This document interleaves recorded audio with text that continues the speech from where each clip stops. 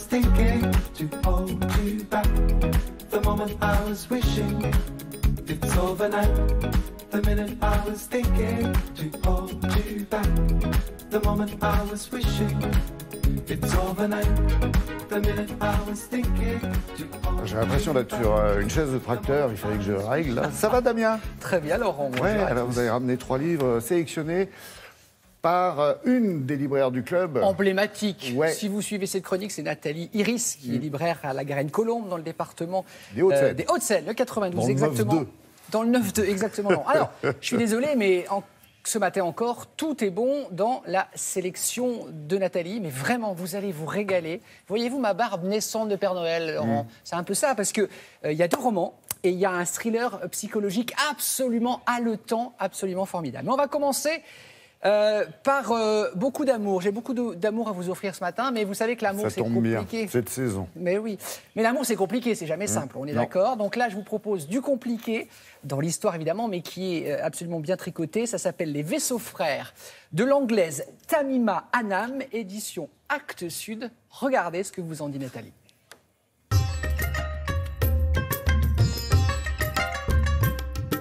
Zubaïda est une jeune paléontologue. Elle va quitter son pays, le Bangladesh, pour aller faire un stage aux États-Unis. Elle quitte également un homme à qui elle est promise, c'est un mariage arrangé.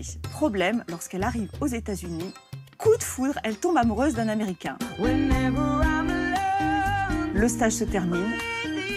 Elle retourne au Bangladesh, elle se marie, mais elle ne cesse de penser à son Américain. Pour prendre un peu de recul, elle décide de partir quelques jours dans une station balnéaire. Et là, elle craque, elle décide d'appeler l'homme qu'elle aime vraiment. Que va-t-elle décider? Qui l'emportera, le cœur ou la raison? Pour le savoir, il faut bien évidemment que vous vous plongiez dans ce livre absolument formidable, que vous allez dévorer quasiment d'une traite. C'est une vraie découverte.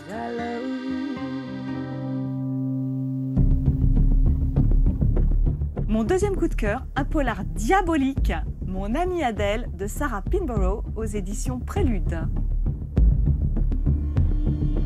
Louise est absolument ravie, elle vient de décrocher un nouveau job. Sauf que le jour où elle arrive, elle se rend compte que son nouveau patron est l'homme avec qui elle a eu une aventure la veille.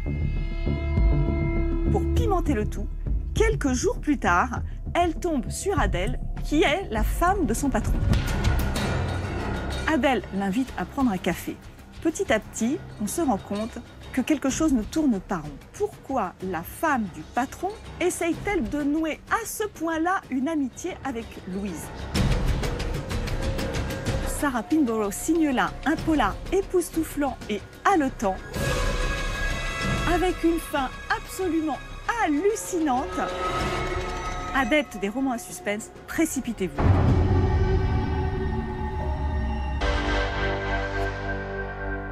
Et pour terminer, un roman coup de poing, Grand frère de Meir Guven, aux éditions Philippe Ray. Oh, 2093.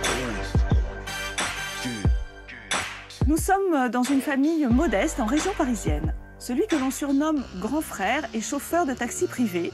Son petit frère, lui, est infirmier et a choisi de partir en mission soi-disant humanitaire en Syrie. Petit frère veut grandir trop vite, mais il a oublié que rien ne sert de courir, petit frère. Quelques mois plus tard, un soir, on frappe à la porte de grand frère. C'est son petit frère qui revient et qui lui demande de l'héberger. Que fait-on quand on a un membre de sa famille qui s'est radicalisé? Ce premier roman de Meir Guven est très réussi. Il est tout sauf anxiogène, malgré le sujet traité. Je dirais même qu'il y a beaucoup d'humour dans les situations, dans la manière dont les gens parlent. Ce livre est l'un de mes grands coups de cœur du moment. Je vous le conseille. Bonne lecture à tous.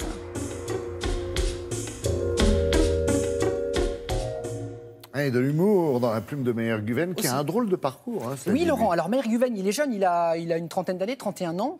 Et donc, de mère turque et de père kurde, réfugié en France. Et donc, lui, il est né sans nationalité en 86. Là, il habite à Nantes.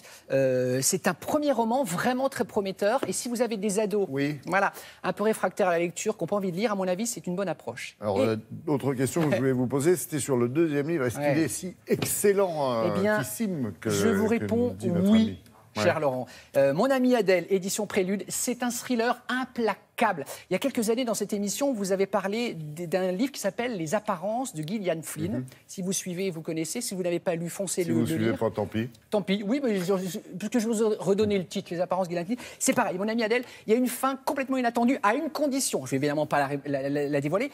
C'est de ne pas s'y attendre. Non, non, si vous aimez un peu le surnaturel, c'est-à-dire que si vous êtes très cartésien, très terre-à-terre, vous allez vous dire, comment c'est possible? Ça va. Mais si vous acceptez d'être emporté par l'histoire, je vous assure que ça va décoiffer. Et si vous le lâchez, c'est qu'il y a un problème. C'est impossible. C'est ce qu'on appelle, pardon, un anglicisme, un page-turner. C'est-à-dire que c'est terrible. Dès que vous êtes à la fin d'un chapitre, vous ne pouvez pas ne pas aller au suivant parce que vous êtes en manque. Qu'est-ce qui va se passer? Donc, vous devriez passer de bonnes fêtes de Noël avec tout ça, là. Merci Damien pour ces 3 livres qui décoiffent.